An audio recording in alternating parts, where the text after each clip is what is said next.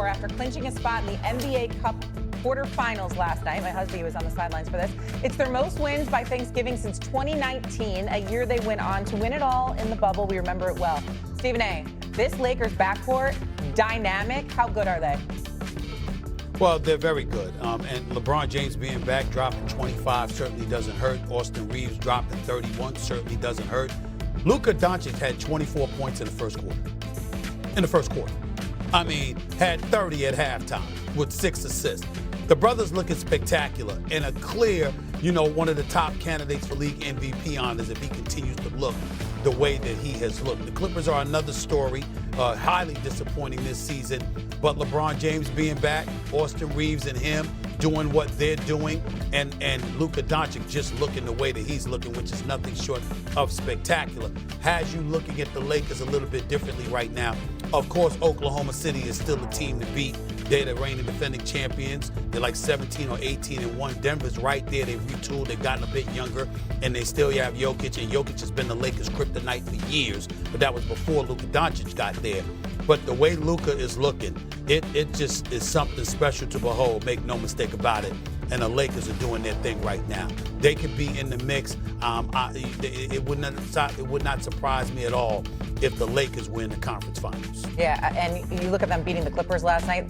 Clippers did have Kawhi on the floor. Now, they're old and they're banged up, but this was no slouch Clippers team that wasn't at full strength. Now, I know they don't have Brad Beal out there and whatnot, but Kawhi was on the floor for this game last night. Trudell and, of course, Skeeter handling things downtown. Lakers make it 5 in a row. They beat the Clippers by 17, 135-118, guys. Biggest note, obviously, as they just discussed on the broadcast, they're undefeated in group play, which means they advance to the knockout round next week.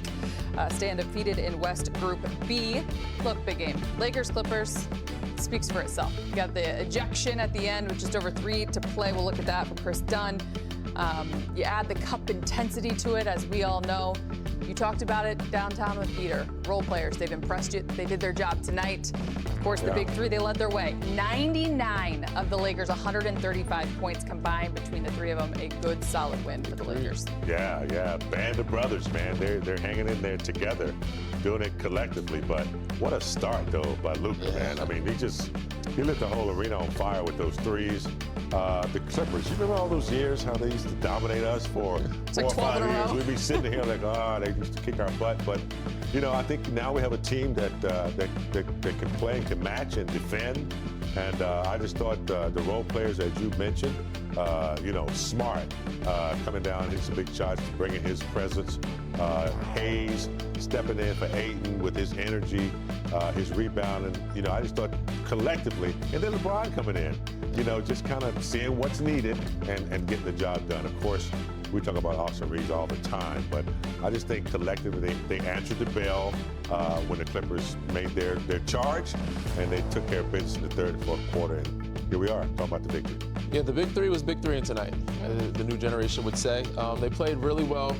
I think they shot from 3 very well. That was something they had been struggling in the past few games for sure, and during the season. That was their weakness. And if you got guys like Marcus Smart knocking down threes, but also Bron pulling up from 3 in transition, Luka 5 for 5 to start the game. Austin looked like he had a quiet night. Then that fourth quarter, that second half, he exploded. He got a little angry because they didn't call that goaltend. Different guys exploded different moments that gave them a boost.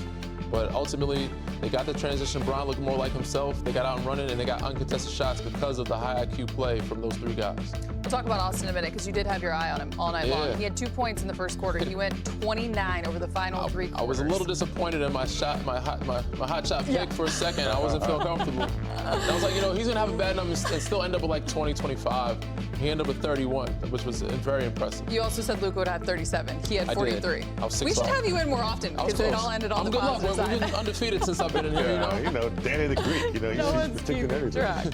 We do start with Luka because big game, you mentioned it.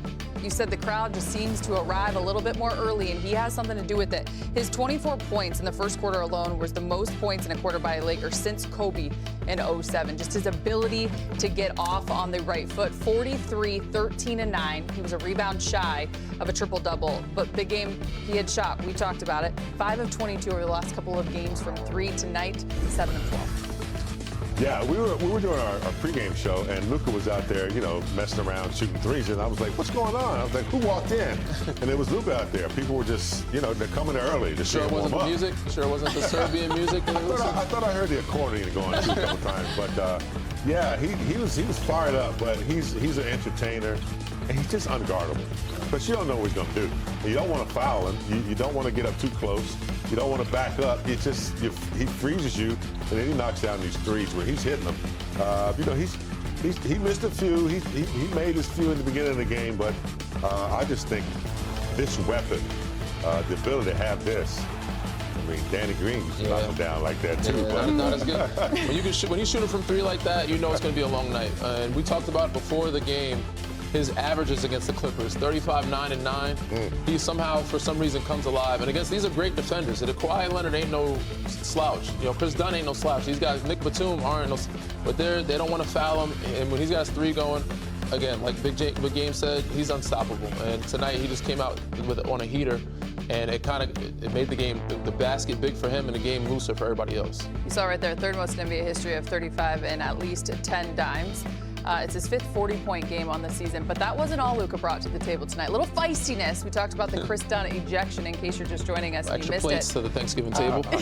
Right, a little spicy, but nonetheless, this is what you like from Luka, just from a competitive standpoint. With over 3 minutes to play, he takes that shove there from Chris Dunn. He wasn't just going to stay down, Big Game. Nah, you know, Luka is not an instigator, but when you're trying to defend him and he's just continuously busting your ass, it frustrates defenders. It pisses you off to the point where you just want to do something to him. So frustration, and then, you know, he's always got that little smile. He knows he's kicking your butt, but he's not an instigator, so it makes you want him to do something. But he won't, and then you just lose it, and that's what happened. Luke's in the game, other guys out. He pretty much antagonizes guys with his play. He's getting under your skin because he's, you know, all game Chris Dunn is playing his best defense, but he's getting him in foul trouble, knocking down shots, knocking down threes, getting rebounds, 1 rebound shy of a triple-double. And then, you know, he's complaining that he's flopping all the time, but that was not a clean box-out play. But I like what Jackson Hayes did. He stepped up for his teammate, you know, covered for him, protected him, let him know, you know, you're not by yourself. So that was a good moment for them collectively to show, like, you know, we're not no chumps, we're not soft, you're not going to come in here and just punk us. We love when this happens. It's like our Thanksgiving treat. Normally we're waiting on Luka, which we will all day, every day, but instead he's speaking with the media. West Group B with a win tonight and work towards another title in Cup play as we say hello to our senior writer, Dave McMenamin. Dave, let's talk about who's in and who's out for this game tonight against the Los Angeles Clippers. We know that DeAndre Ayton has been dealing with that knee issue. What more can you tell us?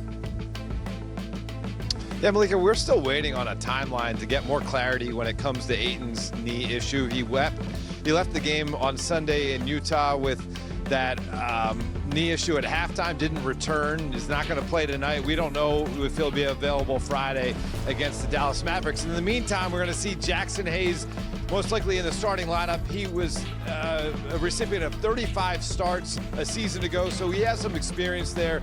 When we spoke to him this morning, Ivica Zubac was on his mind. Big Zoo has had 18 rebounds or more in 2 out of the last 3 games for the Clippers and is averaging about 4 offensive rebounds a game.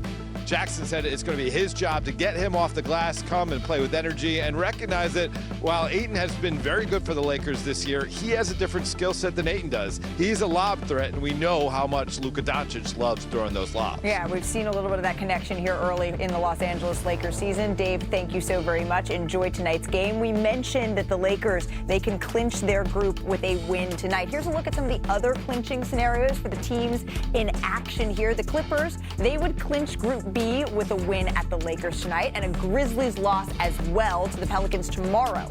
Philly would be eliminated with a loss to the Magic or a Hawks win at the Wizards tonight. And the Wizards, they would be eliminated with a loss. So a lot riding on these 2 days of Cup play here. But we had a big announcement this weekend for one of the game's best, Chris Paul. He said that year 21, it is going to be his last. He's retiring at the end of the season. Of course, we got to sit with him on NBA Countdown. He's phenomenal there as well. But his 21 seasons are tied for the 3rd most in NBA history. It's the most for a guard. And in that time, Paul has accumulated the 2nd most assists and